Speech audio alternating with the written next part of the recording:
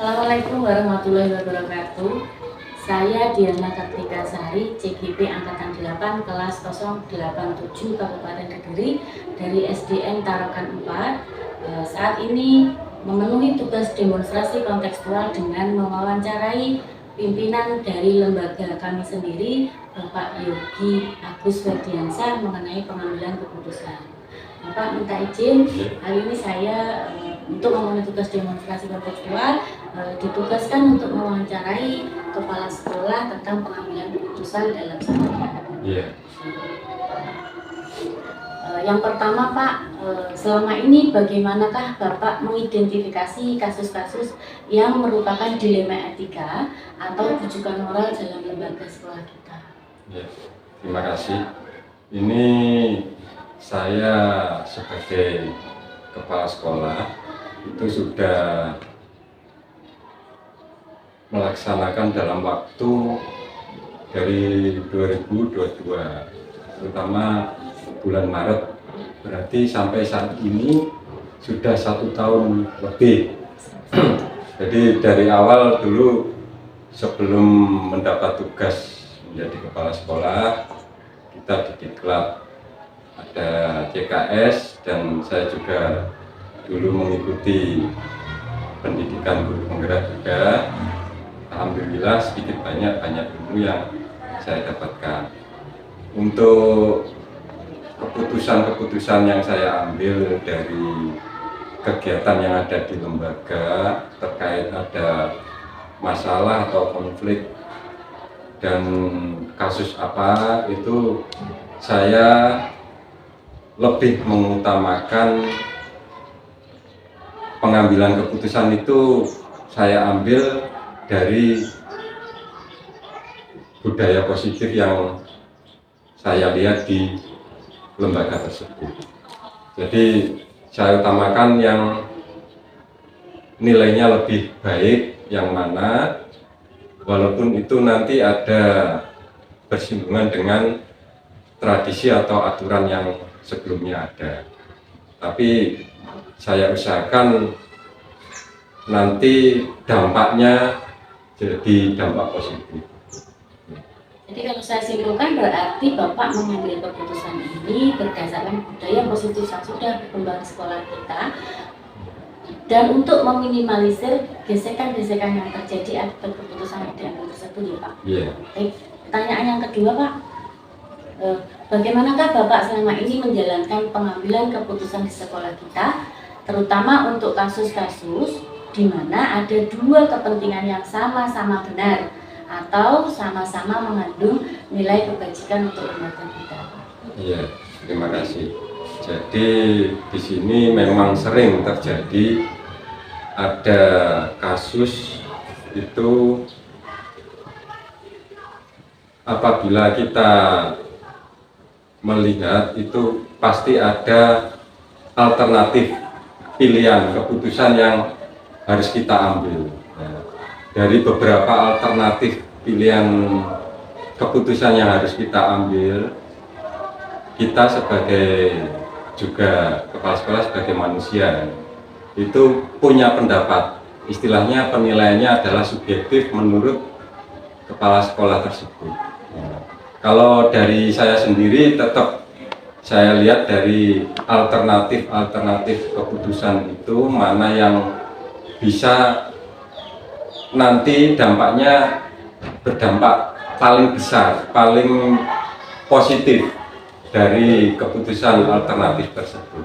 Jadi itu yang saya utamakan. Jadi Bapak mengambil keputusan jika ada dua nilai kebaikan yang sama-sama benar, Bapak mengambil keputusan yang memiliki dampak lebih besar untuk lembaga dan murid-murid sekolah.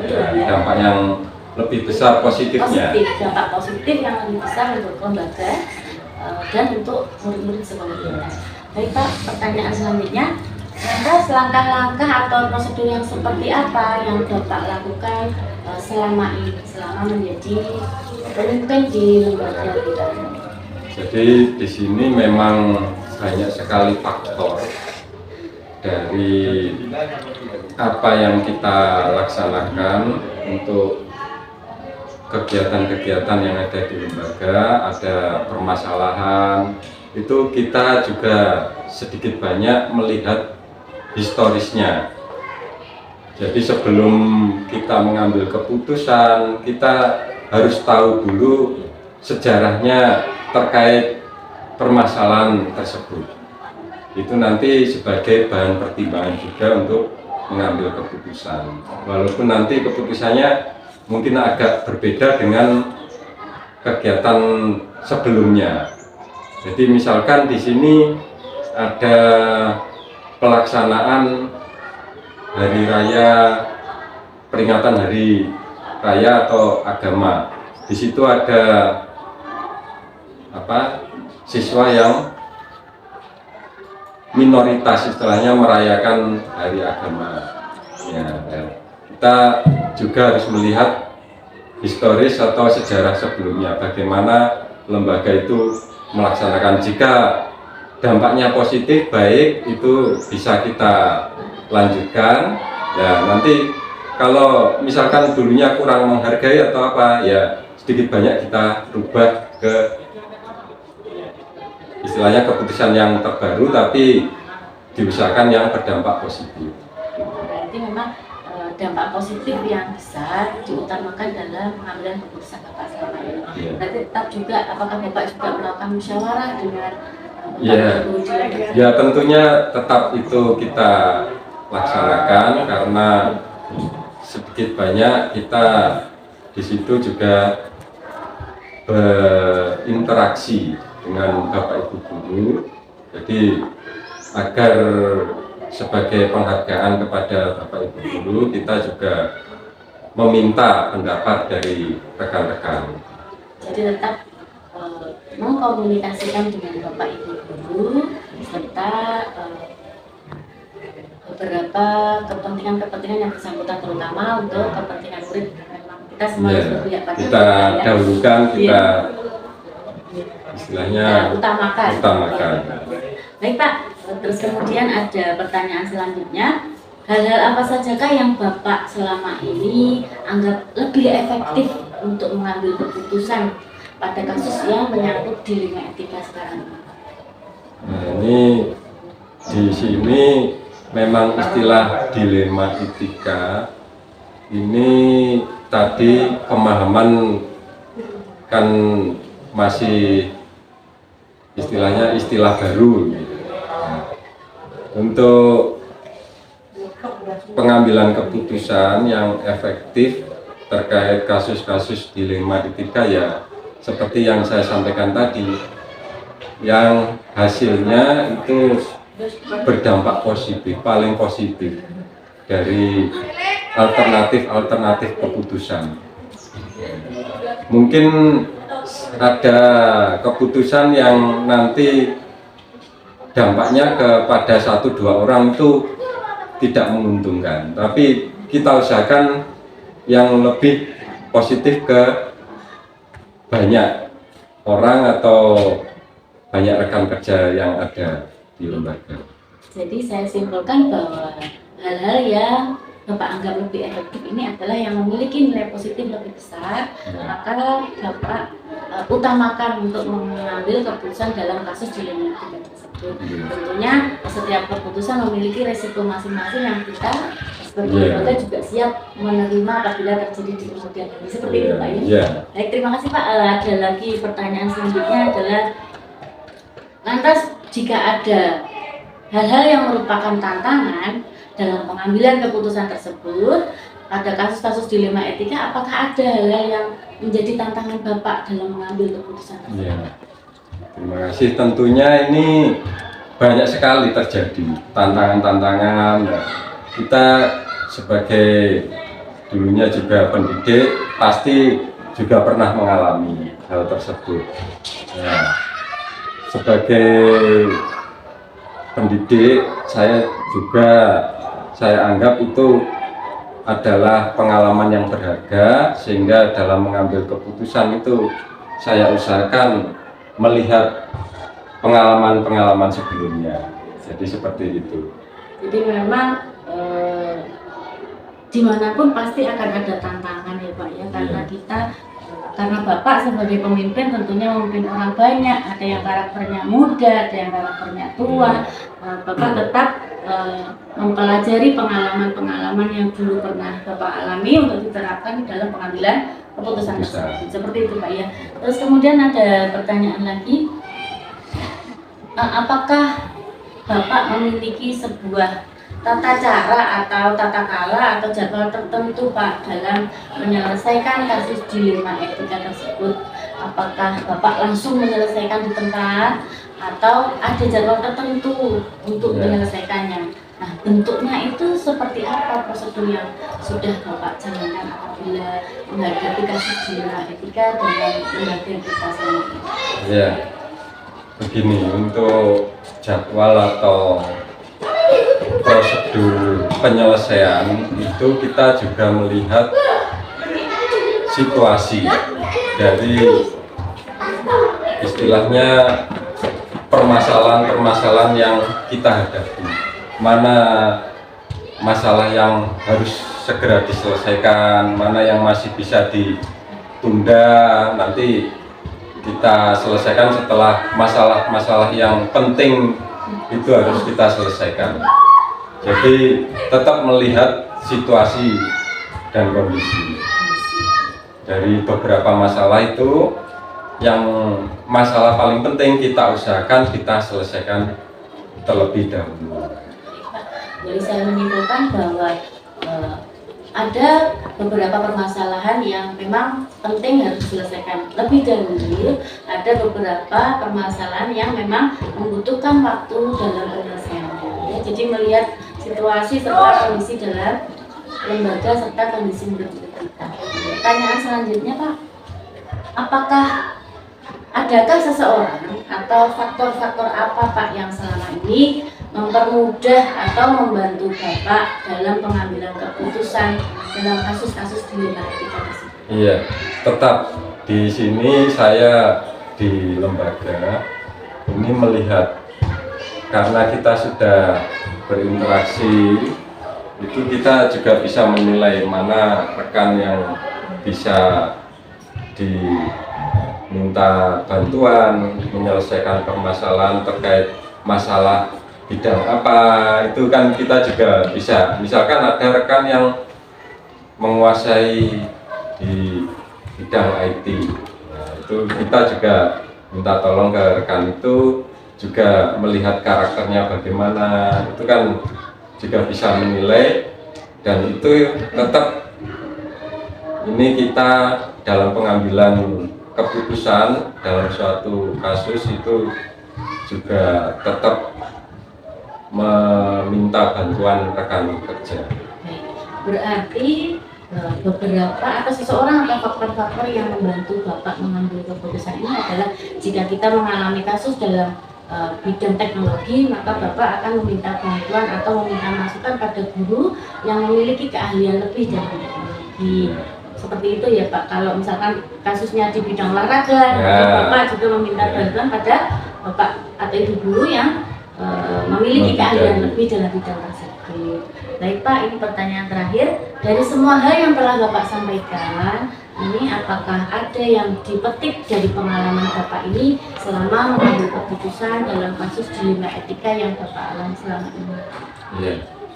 Di sini pembelajaran yang dari pengalaman saya dalam setiap pengambilan keputusan itu memang sedikit banyak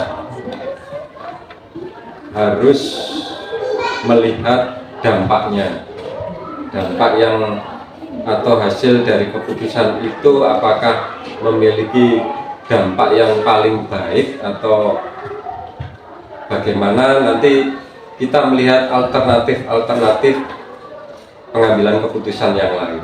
Jadi pembelajaran yang saya ambil selama ini harus ada dari alternatif itu, kita bisa melihat keputusan mana yang berdampak paling positif terhadap kasus atau permasalahan dilema etika.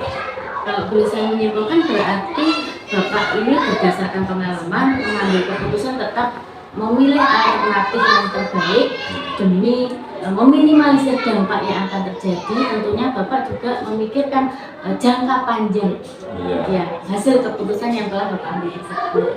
Ya, terima kasih Pak atas waktu yang telah diberikan. Cukup sampai di sini wawancara tugas demonstrasi kontekstual saya. Saya mohon pamit Pak. Wassalamualaikum warahmatullahi wabarakatuh. Waalaikumsalam warahmatullahi wabarakatuh.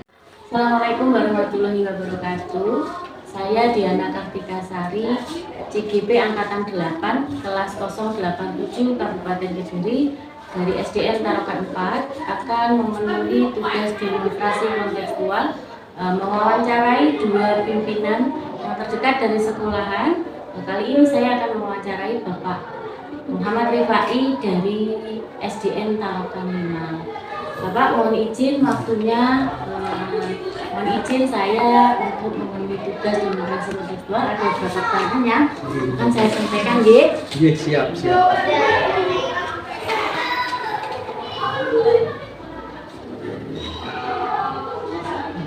Pertanyaan pertama Pak, selama ini bagaimanakah Bapak dalam mengidentifikasi kasus-kasus yang merupakan dilema etika atau bujukan moral di lembaga Bapak yang sedang panjenengan tulis?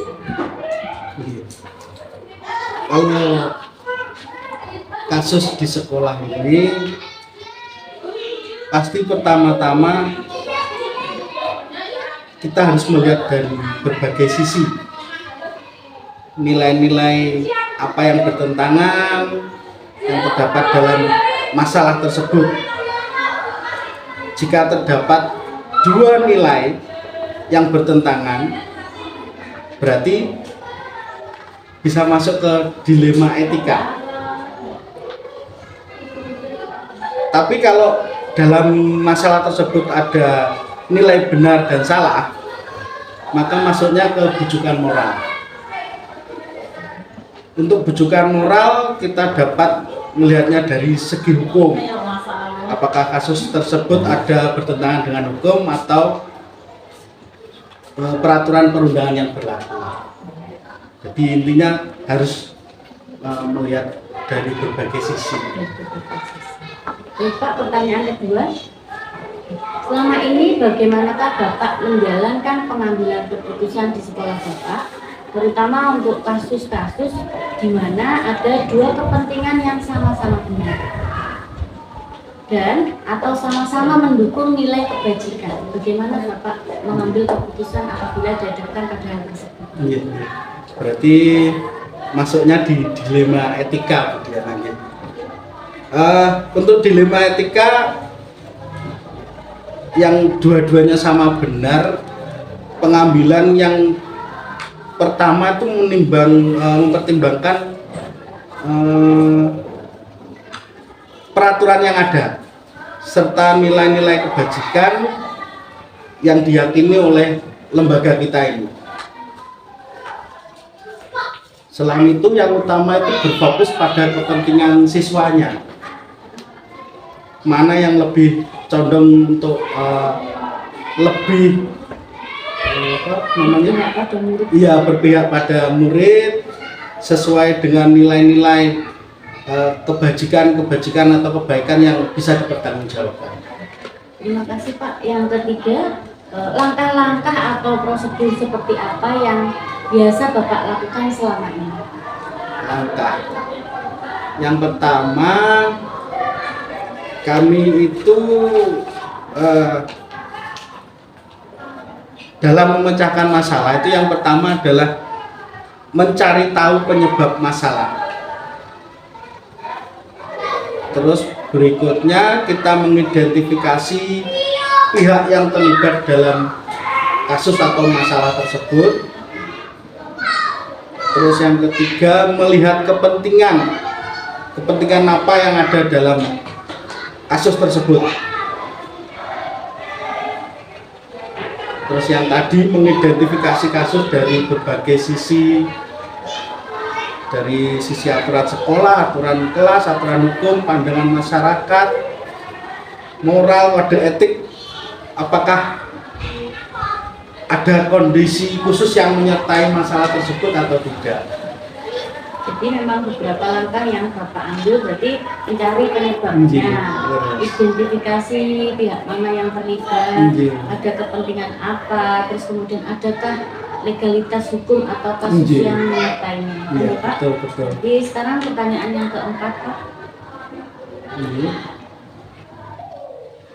Hal-hal apa saja yang Bapak anggap lebih efektif dalam mengambil sebuah keputusan dalam kasus dilema etika tersebut?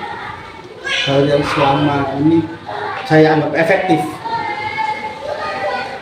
dalam pengambilan keputusan untuk dilema etika pidana, hal yang saya rasa efektif adalah kembali meninjau nilai-nilai tadi, nilai-nilai yang ada di dalamnya. Dan nilai itu harus kita pahami bersama. Itu hubungannya dengan kolaborasi yang ada dengan saya, guru-guru, wali murid, komite, juga siswa. Itu kembali ke tadi yang berpihak ke siswa. Pokoknya yang utama kepentingan siswa. Ya, seperti itu Bu Diana. Berarti sudah saya dapatkan jawabannya. Terus kemudian ada lagi Pak, hal-hal apa saja yang selama ini Bapak temui? Adakah tantangan-tantangan yang Bapak temui dalam mengambil keputusan tersebut? Untuk tantangan dilema etika itu pasti ada tantangan karena dua-duanya kan sama-sama baik. Jadi kembali lagi nilai mana yang lebih berpihak ke siswa, dan itu pun juga harus bersama dengan komponen yang ada di sekolah ini. Itu mungkin tantangannya di situ karena sama-sama benar dua-duanya. Jadi menimbang nilai mana yang lebih besar yang berdampak pada keberpihakan pada siswa, itu yang Bapak anggap lebih efektif.